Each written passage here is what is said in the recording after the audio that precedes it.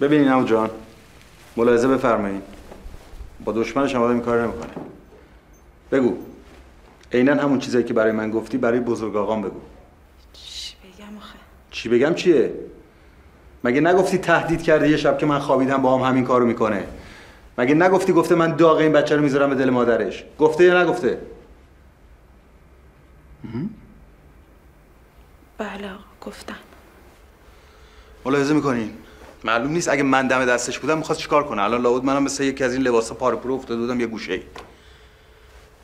من نگران خودم نیستم، نگران نوه شما، نگران کبیرم. والا میترسم چه میدونم دستش در یه وقت کاری دستش بده. بتول خانم سپردم چش از این بچه بر ندار. کافیه. تو برو بیرون. چشم. بیار برده بده. لازم نیست. برو.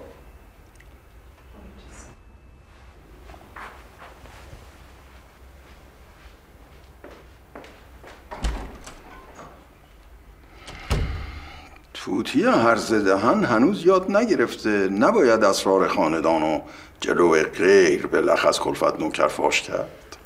هرزه دهن، کم عقل، احمق، هر چی شما بفرمایید. اگه شیرین دختر شماست خب منم برادرزاده شما. یه بارم چرا به حرف من گوش نمیده؟ من نگران شیرینم. حالش بده. عقلش مریض شده. یه جوری شده. ترسم کاری دستمون بده. ببخشید بزرگ آقا، اگر رخصت بدید قطع کنیم بند کلامو همینجا. آقا با شما یه قراری داشتین تو گروه اگر خاطرتون باشه. نه بذار حرفشو بزنه. شیرین مریض شده. خب بعد نمیدونم.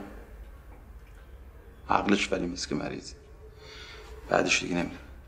یعنی میگی متوسل شیم به جادو جنبل و جنگیر و رمال، یا اینکه ببریم بزنیم یه دارالمجانین اینجایی ها؟ هرچی از عمو جان بهتر از اینه که به حال خودش همینجوری مست و لایعقل و حیرون ولش کنیم. ترسم ازش حماقتی سر بزنه. نمیگین خواسته سیانور بخوره؟ نگفتی باید چی کار کنیم؟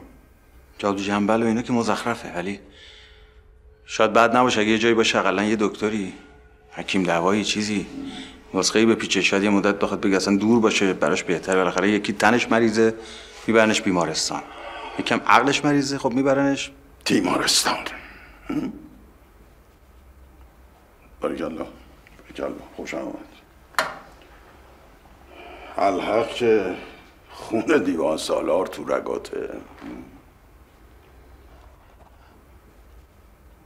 تو میخوای من دخترم رو ببرم تیمارستان بذارم؟ برم تو کوی و برزن جار بذارم دخترم دیوانه شده؟ تو اینو میخوای؟ چی شد؟ چرا ساکت شدی؟ چرا بلبل زبونی نمی کنی؟ من دخترم رو ببرم بذارم تیمارستان، تو طبق بی غیرتی و بی آبرویی تو کدوم قبرستون میخوای چال کنی که بوگندش دنیا رو بر نداره؟ ها؟ همچی منظوری نداشت. ببند دهن تو که بوگندش بیرون نزنه. ببند. ببخشید بزرگ آقا، عصبانیت برای حالتون خوب نیست. همه اینو زیر سر توه. تو دخترم رو به این روز انداختی. تو شیرین این بود که سر سفره عقل نشست. با تو شیرین اینجوری بود. حالا میگی ببرم بذارمش تیمارستان؟ توف به اون رود بیاد. حیف اگه مادرت نمیشناختم که مثل برگ گل طیب و طاهره باورم نمیشد که تو پسر اون برادر جوان مرگ من هستی.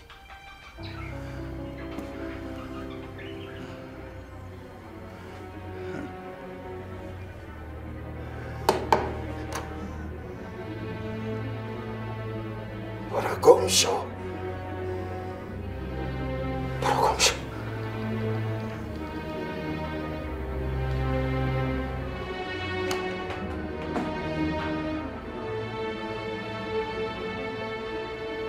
نصرت بله آقا. تو بمون. هستم آقا.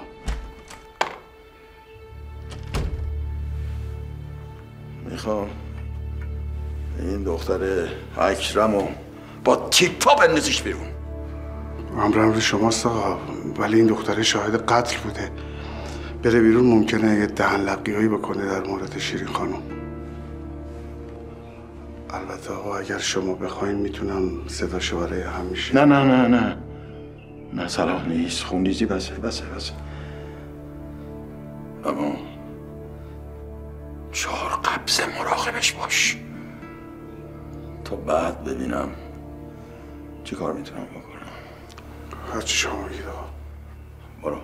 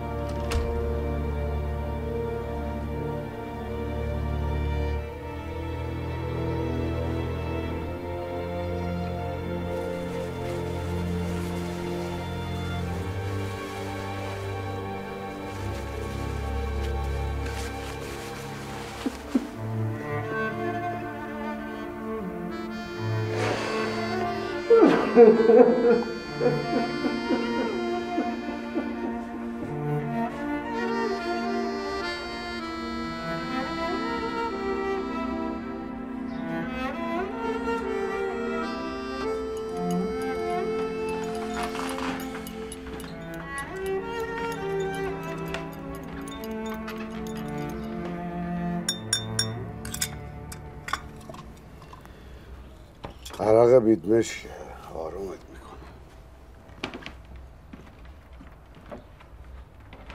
یکم تند رفتی آقا.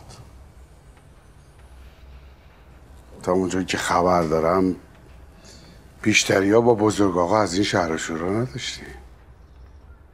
پیشتری آقا نصرت این نبود حال روزگارم. انقدر دلنگرون نبودم. دلنگرونیات پر بیراه نیست. آدمیزاد تا وقتی که هست خورجین دلنگرونیه. وقتی هم که نیست دلنگرونیش میشه وصیت. حشمت خدا بیامرز هر وقت میومد ملاقات من دلنگران حق و حقوق تو بود تو این خونه. میگفت ممکنه بزرگ آقا یه وقت بزنه زیر کاسه کوزه قواد و از همه چی محرومش کنه. محرومم کنه؟ منو؟ که چی بشه؟ که بسپره دست کی؟ محرمتر و نزدیکتر از من کیو داره مگه؟ شیرین؟ اون که خاله چله بابا. خود بزرگ آقام خوب میدونه. ولی ممکنه دوباره یه همایون نامی از راه برسه که اون دیگه قول چل نباشه. خب حالا میگه چیکار کنم؟ برم بیفتم به دست و پاشون بگم گو خوردم غلط کردم؟ نه اون بدتره. بزرگ آقا پیر و خسته است. بهتره بیشتر مراعاتشو بکنی. شیرین، من با این شیرین مجنون شده چه کنم؟ دندون رو جگر بذار. هوای اون طفل معصوم کبیرم خودم دارم. نصرت،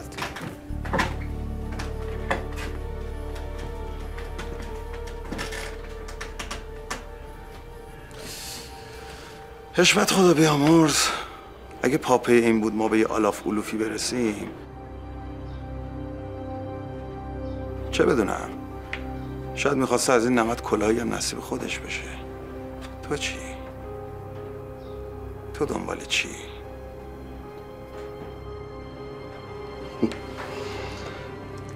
من نه دنبال کلام نه دنبال نمد. فقط میخوام تو به حق و حقوقت برسی. چراشم ممکنه بعدم بفهمی.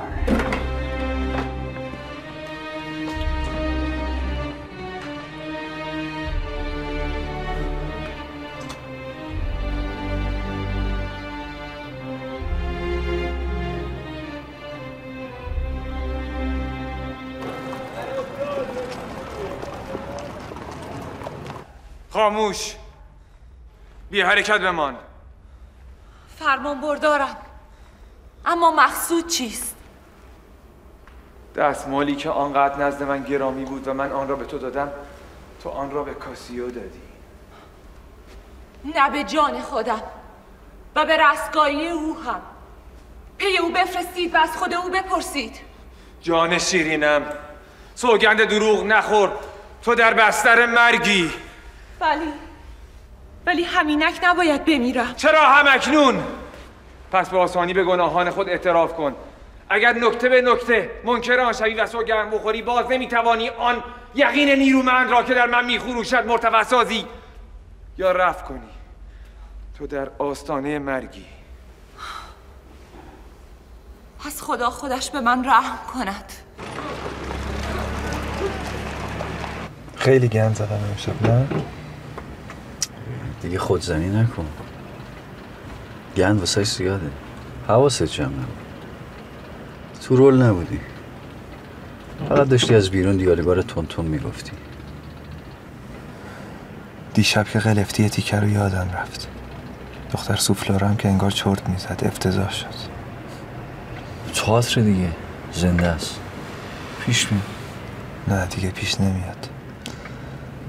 فردا شبی که دیگر سیاه میکنم برای اوتلو. چی؟ متنفرم از اوتلو. کل زندگیم شده اوتلو. حالم به هم میخوره از این که هر شب جلو این همه آدم اینطور حقیر زار میزنم واسه کسی که دوستش دارم. زده به سرت بابا. تئاتر رولته. آخر مردم هم میدونن اومدن نمایش. سعی نکن مجابم کنی فرهاد. کار از این حرفا گذاشته. خودم یکی رو معرفی کردم، یه هفته سر تمرین میکنه. کمر بستی به قتل خودت ها؟ قتل؟ من از این که مردم مرده تر که نمیشم. بس کن بابک. تئاتر زندت میکنه. رو صحنه تنها جاییه که حداقل 1-2 ساعت میتونی از این مشکلات فرار کنی. نه تو نمیفهمی فرهاد. اتفاقا صحنه تنها جاییه که آدم بدجوری گیر میکنه تو خودش. نه راه پس داری نه راه پیش. نمیتونی گریه کنی، نمیتونی عق بزنی، نمیتونی زار بزنی. باید تو تهش بری. من دیگه نمیتونم هر شب اوتلو رو دوره کنم. فرهاد لطفاً این بغله یه جایی نگهدار پیاده شم. کجا میخوای بری؟ فکر کردی تو این وضعیت تنت میذارم؟ یادت چند وقت پیش چی بهم گفتی؟ یه وقتایی هیچ کس هیچ جوری نمیتونه آرومت کنه. توی همچین موقعیتایی بهتر آدم تنها باشه. لطفا نگهدار.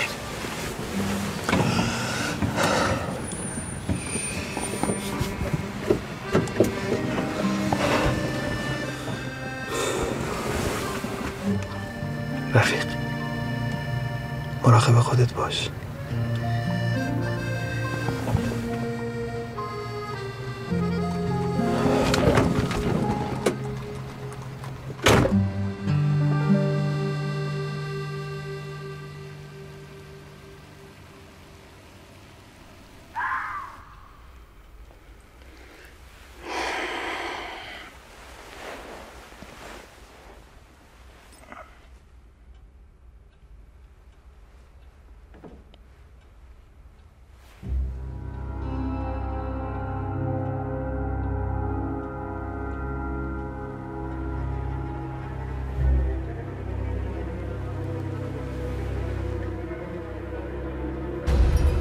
اشهد تو بخون.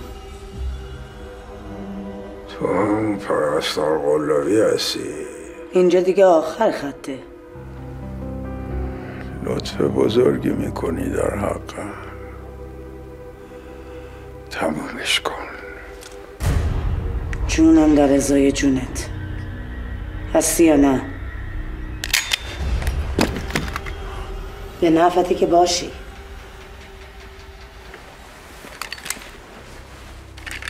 مراقب.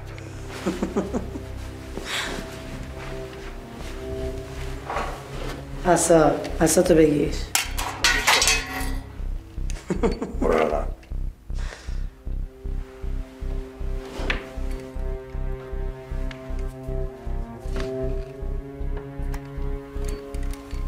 برو بشین.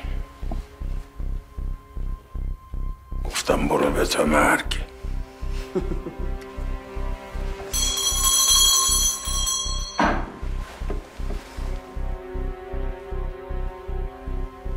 دستاتو بذار رو سرت. تخت آزیش نکن داداش. من اگه میخواستم بزنم که زده بودم. بگیر و ببند هارت و پورتت بی خودیه. اگه اینطوری اومدم بالای سرت واسه اینه که بفهمی حالیت بشه، شربت اگه بخواد میشه.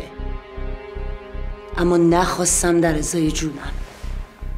بالا سریات مردن که تو جونتو گذاشتی تو طبق آوردی واسه من. دیگه ببین کجاست که از اونا به مار غاشیه پناه آوردم. قصد جونمو کردن. فقط هم تو میتونی از پسشون بر بیایی. بیا تو.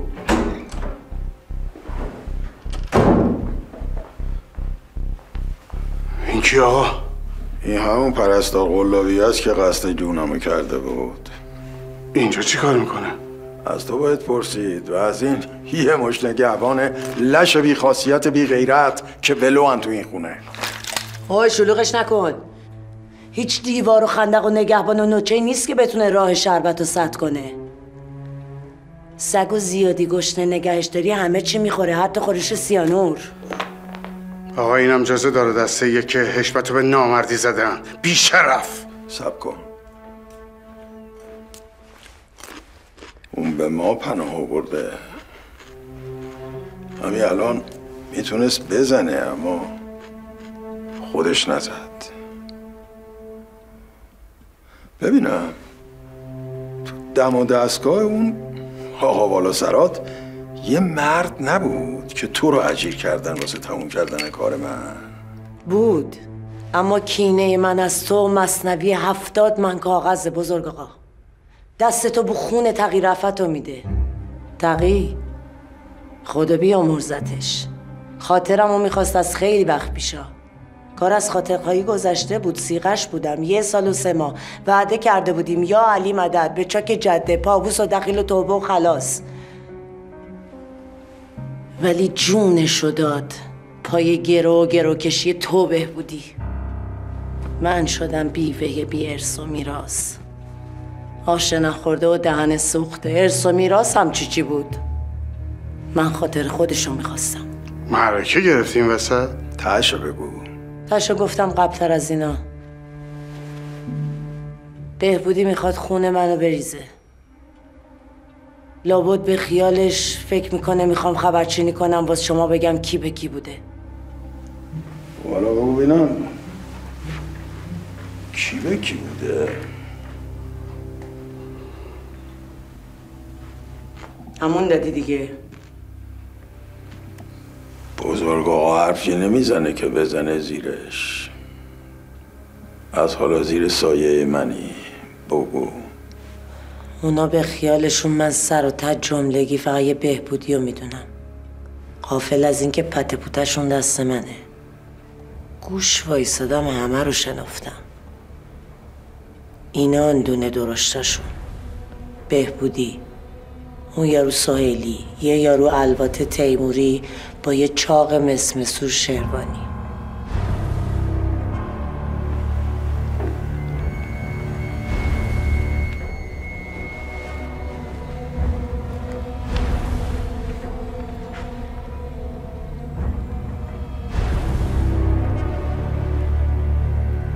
نصرت. بله آقا. احدی تو این خونه نمیخوام بفهمه که این زن اینجاست. چشم.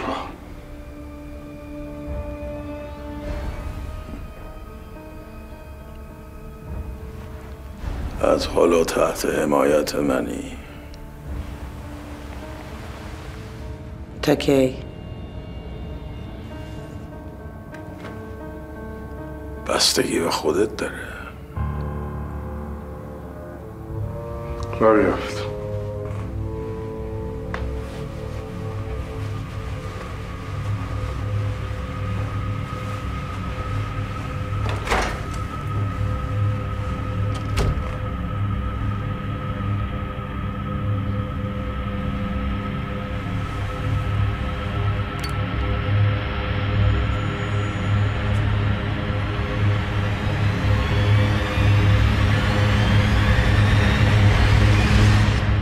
داری منو میبری؟ برو پایین بی هم.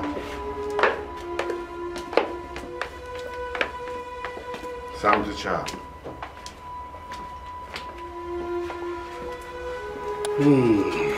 ظاهر و باطن.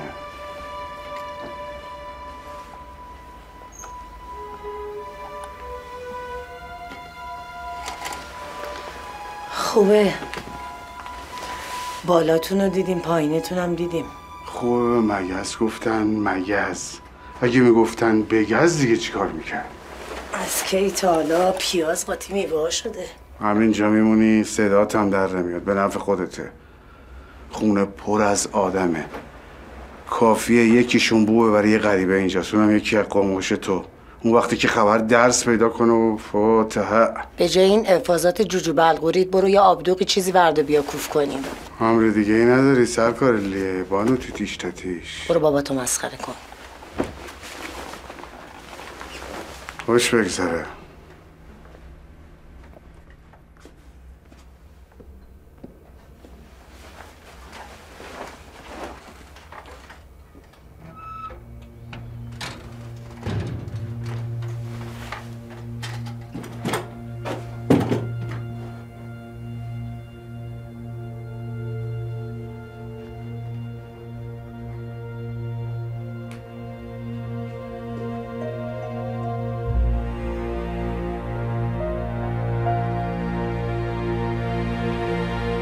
شهرزاد جانم، مگه نبات میرفتی دانشگاه صبحی؟ پاشو.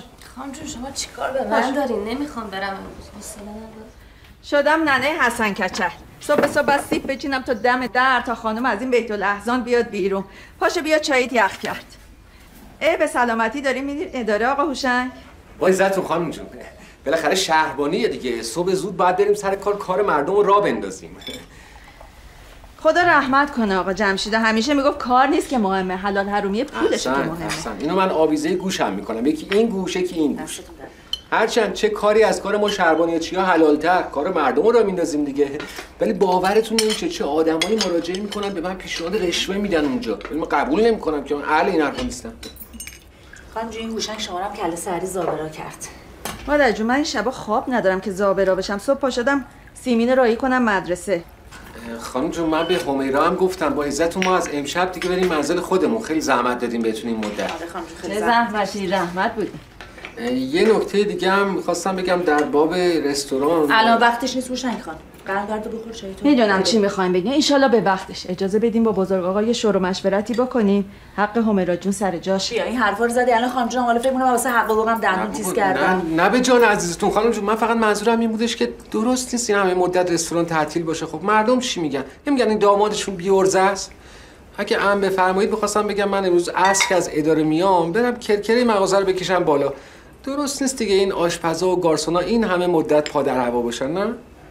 چه بدونم. شاید اینجوری روح جمشیدم شادتر بشه وقتی بفهمه که تنور کسب و کارش روشنه. جونش بود و رستوران. خدا به جونم رحمت.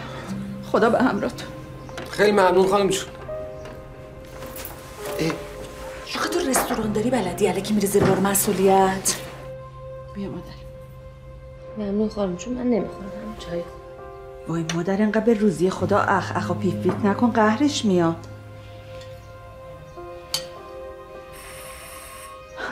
این حتما سیمینه. باز رفته تا دم در مدرسه دیده دفتر کتابش جا گذاشته برگشته. طفلی سیمین گناه داشت وقتی یتیم شدنش نبود. ای مادر ما مردم جاهل کجا و وقت و بی وقت حکمت خدا کجا؟ خوبه دیگه همین ندونم کاریامونم میندازیم گردن حکمت خدا. خانم جون چیه؟ چی شده؟ بزرگ آقا اومده. این وقت صبح؟ چه بی خبر؟ من خونه نیستم ها. تو پست جدید جا افتادی؟ بله به مرحمت شما. بفرمایید آقا خوش آمدید. صفا آوردید. بفرمایید. سلام آقا خوش اومدید. علیکم پروین خانم. حال سرکار چطوره؟ به مرحمت شما. ممنونم. سلام گل پسر چطوری؟ چند وقت دیگه کبیر بزرگ میشه با هم بازی میکنین. ای پدر سلام آقا. خدا رحمت کنه جمشید. خدا رفتگان شما رو هم بیامرزه. صبح زود مزاحم شدم. اختیار داری. میخوام شهرزاد و ما قبل اینکه بره بیرون ببینمش. هستش که؟ والا بله هستن شهرزاد خانم. میخوام تنها ببینمش. بله.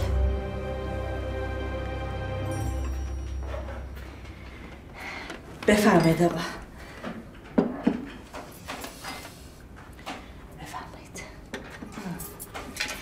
آقا امری فرمایشی؟ ممنون. باشه زدون.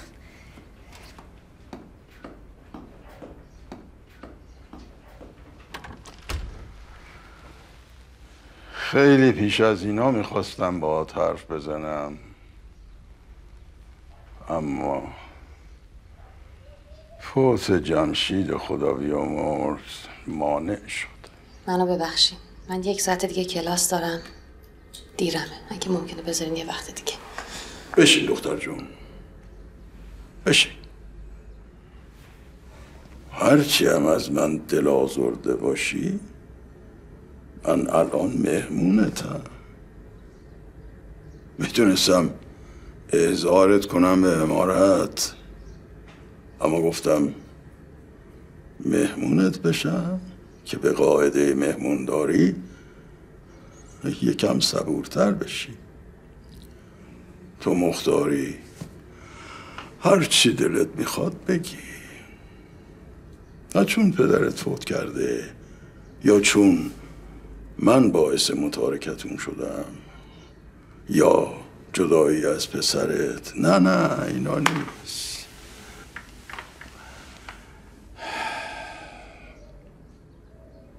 وقتی معصومه زنم به رحمت خدا رفت، خودم گفتم آهندل شدی بزرگ، دیگه هیچ زلزله ای نمی لرزونتت. همینم شد.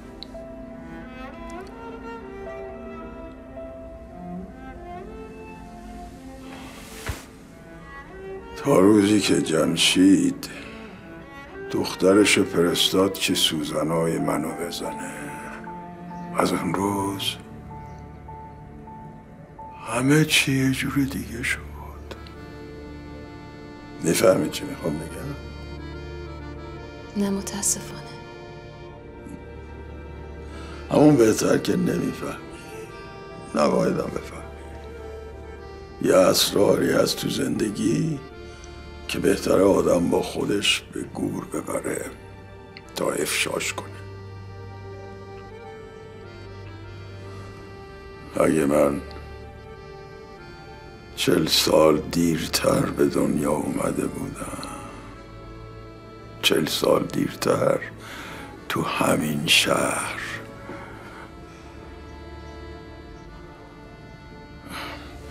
اما من نیومدم اینا رو بهت بگم. اومدم بهت بگم که طبق قرار 3 دنگ اون رستوران مال جمشید بود، 3 دنگش مال منه. من میخوام سهم خودم و 3 دنگ خودم رو به نام تو بکنم همین روزا. من مطلقا نیازی به خاتم بخشی شما ندارم. حرف نزن، گوش بده تا آخرش. این رستوران از الان مال تو و خانوادته. بعد اگه نخواستی میتونی آتیشش بزنی. دوم، نگران بچت نباش. ترتیبی میدم که بیشتر پیش بچت باشی. اون بچه بار زیادی رو دوششه، بفهم اینو. سوم، تو هنوز عروس خاندان دیوان سالاری. اینجا میگم، همه جا میگم، ازدواج تو با قباد اگه یه فایده داشت این بود که تو از دیوان سالارا شدی. ولی من خودم رو دیگه دیوان سالار نمیدونم. هیچ وقت ندونستم. بله، سرنوشت تو دست خودته. من میتونم غضبت کنم اگه یه وقت دلمو بشکنی، اما نمیخوام. یعنی نمیتونم. چرا نمیفهمی؟ من تو بد مخمسه گیر کرده بودم. از یه طرف پاره تنم شیرین، از یه طرف تو. از اولش مقصر خودتون بودین. من فقط میخواستم این گوهر قیمتی تو خاندان دیوان سالار بمونه. متاسفم که آدما براتون حکم شیء دارن. حالا یکی قیمتی یکی بی‌ارزش.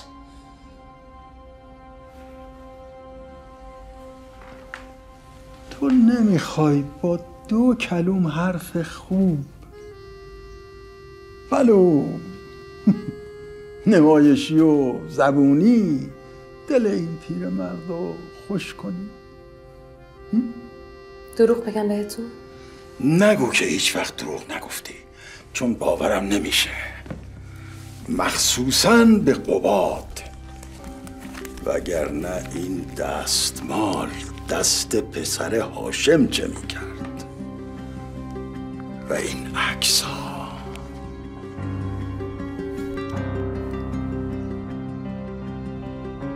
این عکس‌ها هیچ توضیحی نمیخوام. فقط میخوام بهت بگم هر کی دیگه جای من بود با این 2 نشونه حتی کمتر از این خون به پا میکرد. اما من حالا تو این رشته ها رو به هم گره بزن، ببین به کجا میرسی. که من بزرگ آقا دیوان سالار از همه چیزت خبر دارم.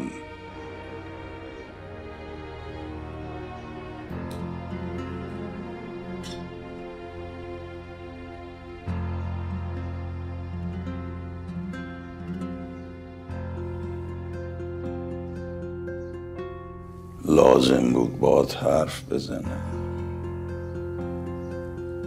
راحت شدم.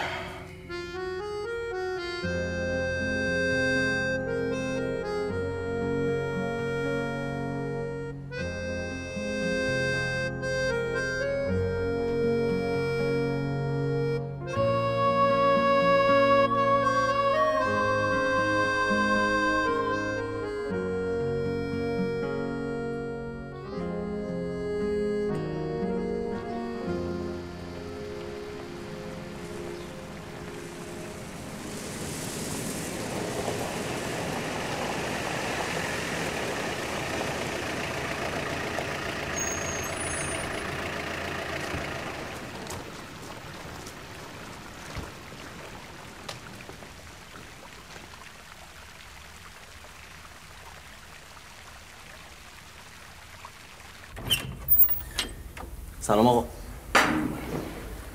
قربان سلام عرض میکنم. به به جناب صدق نوری، خیلی خوش آمدید. زیاد که معطل نشدی. خیر قربان، پیش پای شما شرفیاب شدم. بفرمایید. خواهش میکنم. بفرمایید.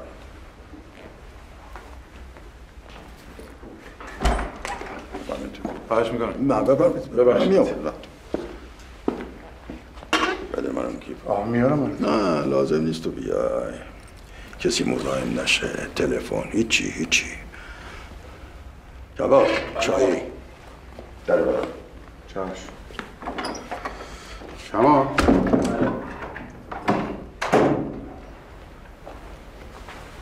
این یارو کیه؟ آقای صدق نوری؟ 4-5 سالی میشه وکیل بزرگان. خیلی خوب، برو چای تو بیار. چشم.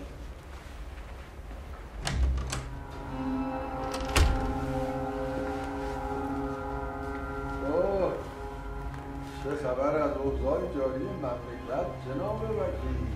خبر که تو این مملکت گل و گلبل نقل و نباته. از در و دیوارم که داره شوره میکنه شکر خدا. ولی من با در نظر گرفتن حال شما خبرهای بدشو درز میگیرم و خبرهای خوبشو خدمتتون. بسیار خوب، بفرمایید. عرض کنم خدمتتون چند تا از استادایی که بعد از سقوط دولت مصدق از دانشگاه اخراج شده بودن مجدداً برگشتن به سر کارش. باریکالله. کمیسیون مشترک مجلسین هم بالاخره به هر ضرب و زوری بود استقلال کانون وکلا رو تصویب کرد. اون وقت امثال شما بازم میگین تو این مملکت آزادی نیست. تا آزادی چجوری تعبیر و تفسیر کنیم جناب دیوان سالار؟ و یه خبر دیگه، گویا واردات چای هم آزاد اعلام شده. این یکی البته شما باید بفرمایید خیره یا شره. اگه طرف دلال چای باشی خیره،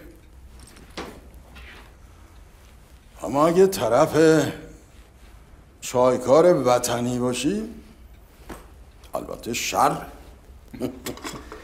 جسارتا میتونم بپرسم شما در این میانه کدوم طرف هستید؟ من میفرمایید؟ برابر.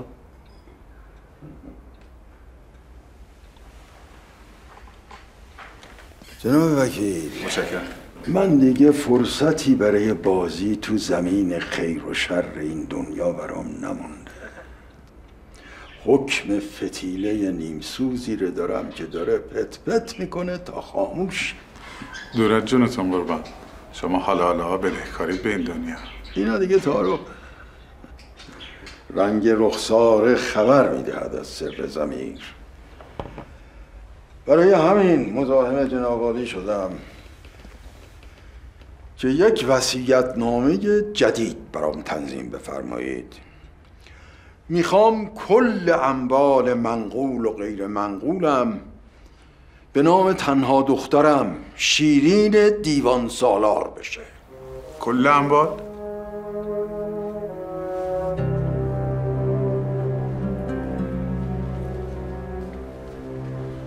چشم قربان. پس با این تفاسیر وصیت‌نامه قبلی حضرت عالی فاقد اعتباره دیگه، بله؟ باطلش کنید آقا، باطلش کنید. چشم. من سریعاً برای تنظیم وصیت‌نامه جدید شما اقدام میکنم. زودتر میخوام امضاش کنم.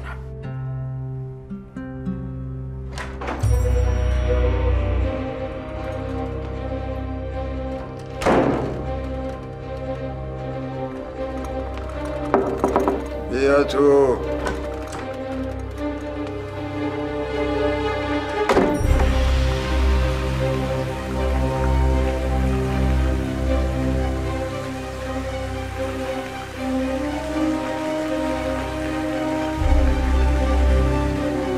آقا نصرت. ببخشید بزرگ آقا فرمودن هاشم خان و بقیه رو خبر کنین فردا صبح اینجا باشن، جلسه مهمی دارن. باشه. با اجازه.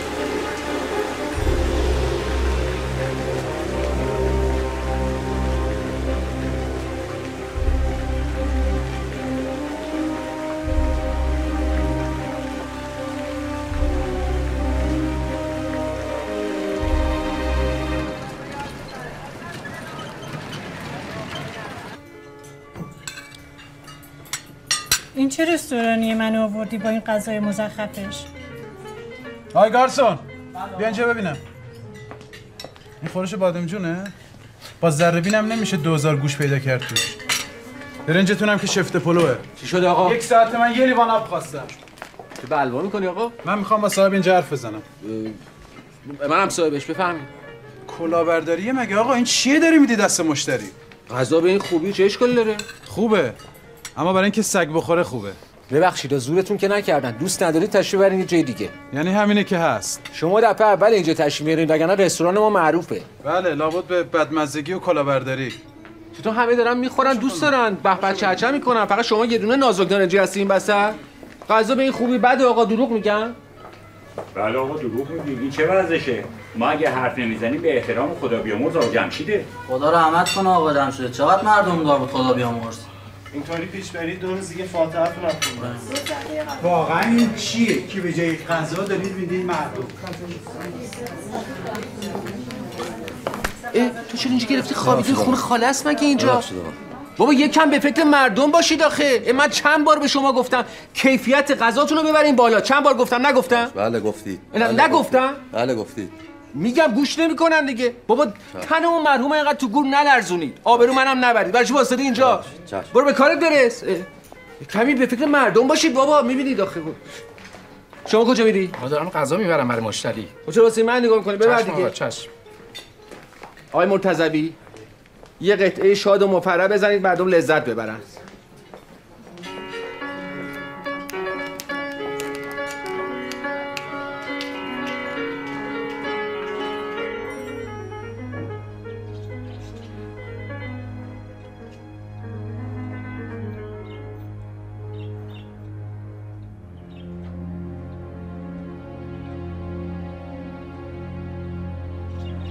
هیچکی جای جمشید رو پر نمیکنه.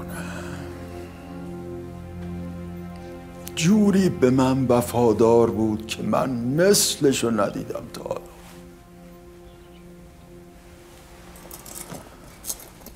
خدا رحمتش کنه. خدا رحمتش کنه.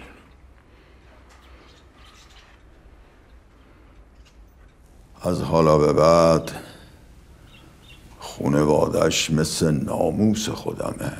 بلخص دختر میونیش که عروس خودمه و قرن که بگذره عروسم میمونه. میخوام یه جوری بهش خدمت کنید انگار دختر خودمه. نصرت. بله آقا. برو یه نظر بنداز ببین کسی گوش وای نستاده باشه.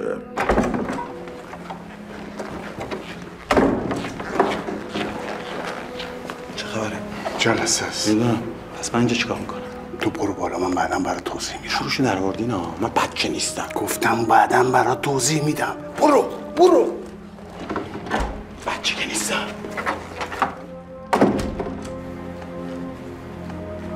سلام. ببخشید آقا بابا، شیرین خانم با شما کار داره.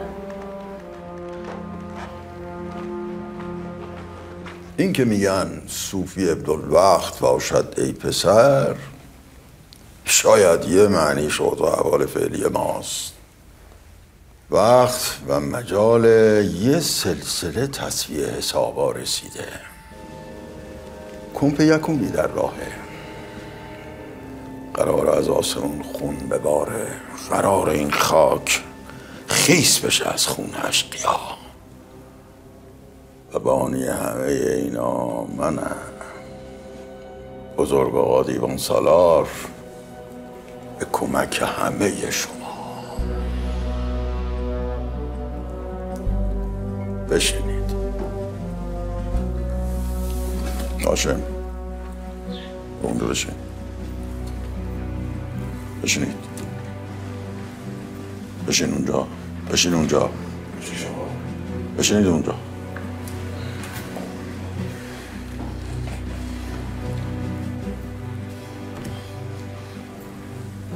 رجب. به یاد جمشید، خاطره جمشید یه چیزی بخون تا بعد من شرح مطلب کنم. چشم.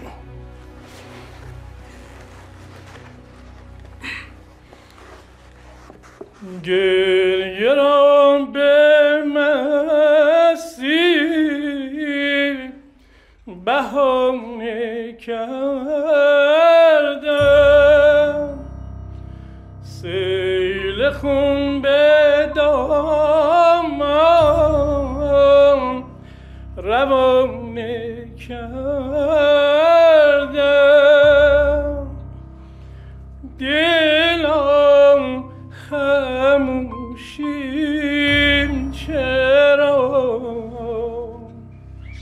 چاهم نجوشیم چرا، بارون شد از پرده راست، خدا پرده راست، حبیب پرده راست.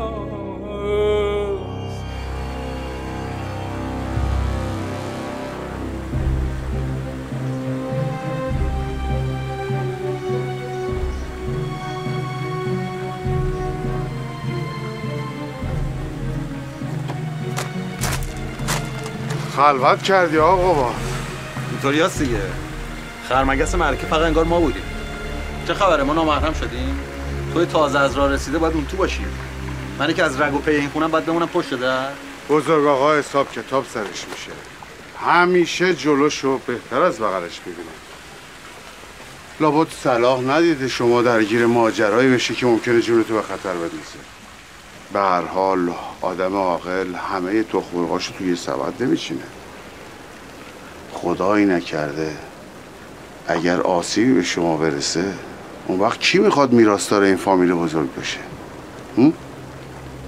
حالا میخوای برات بگم موضوع جلسه چی بوده و درباره چه چیزی و چه کسایی صحبت شده یا باید زحمت نده.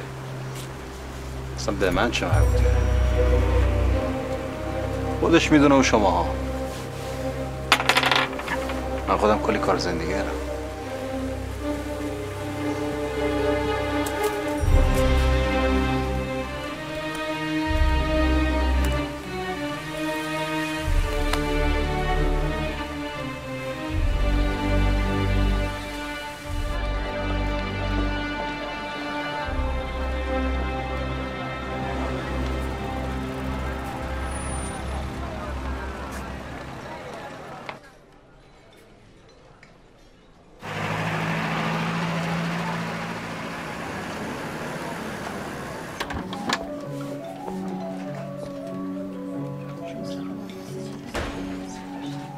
سلام جناب سرگرد، خیلی خوش اومدید. بفرمایید قربان، بفرمایید. خیلی متشکرم. بفرمایید قربان.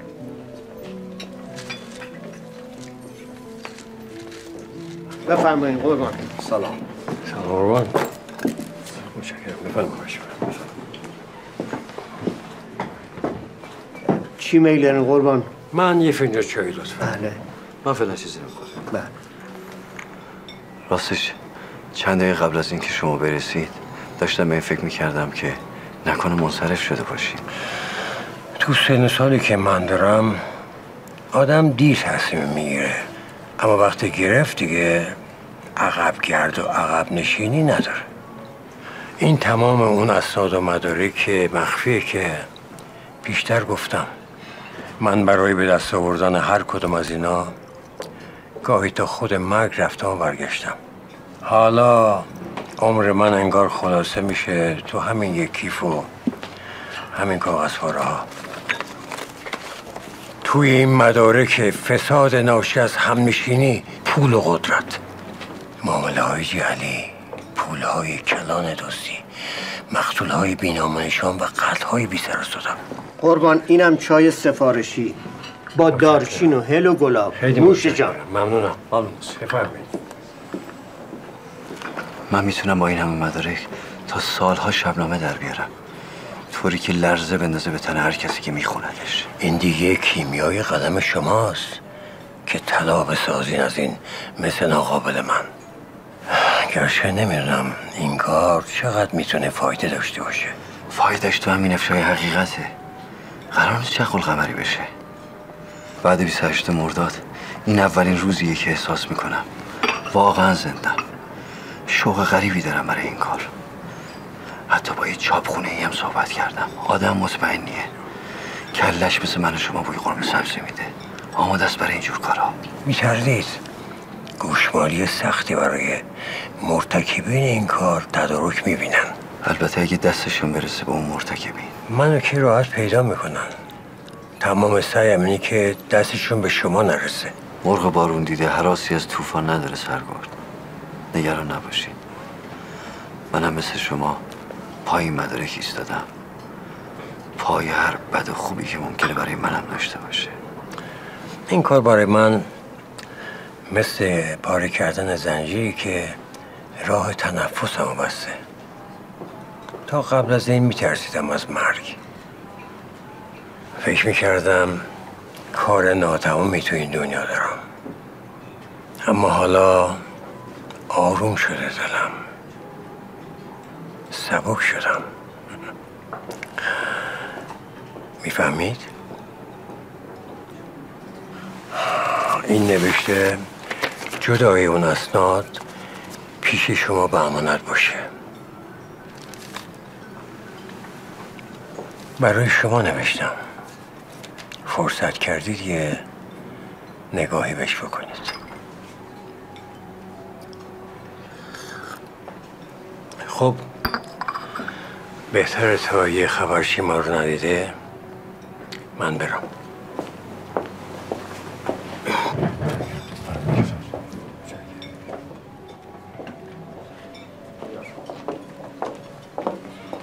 خدا حافظ موسیو. تشریف بردید قربان. بله، خیلی خوش آمدید. خیلی خوش آمدید قربان.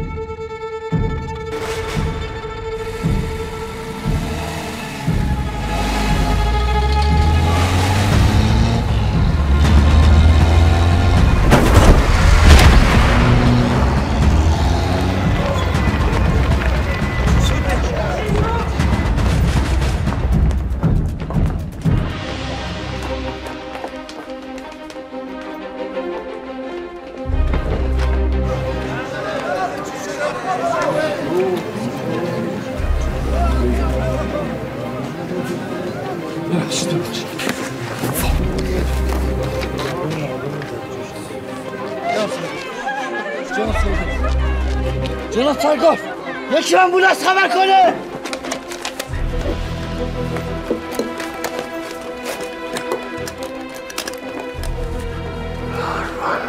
چی؟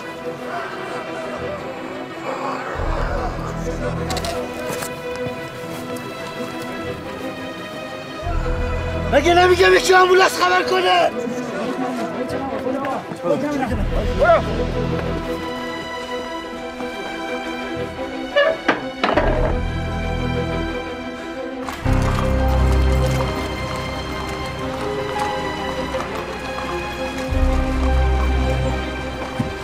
بابان سوار از اسب افتاد. اینم زین و لگامش.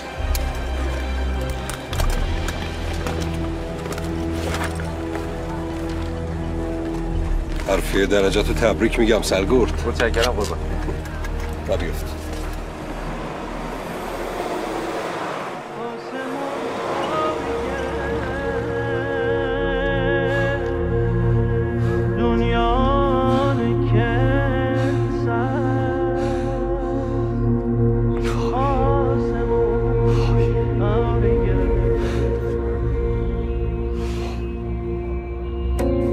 گفته بودم بی تو میمیرم ولی این بار نه. گفته بودی عاشقم هستی ولی انگار نه.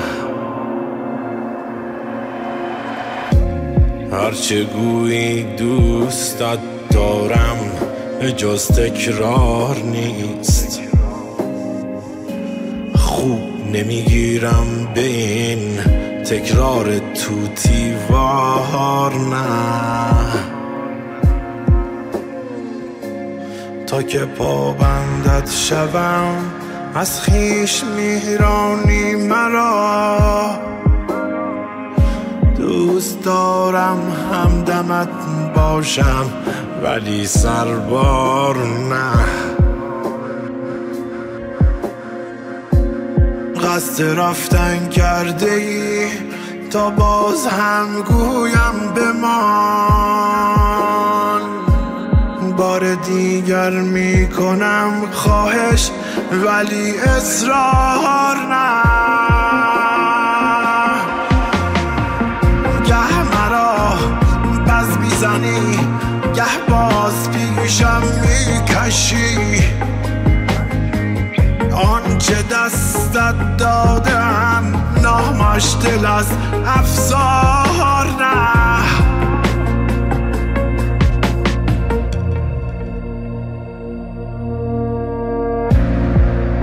آسمون آری گره دنیا نکرد سد. آسمون آری گره دنیا نکرد سد.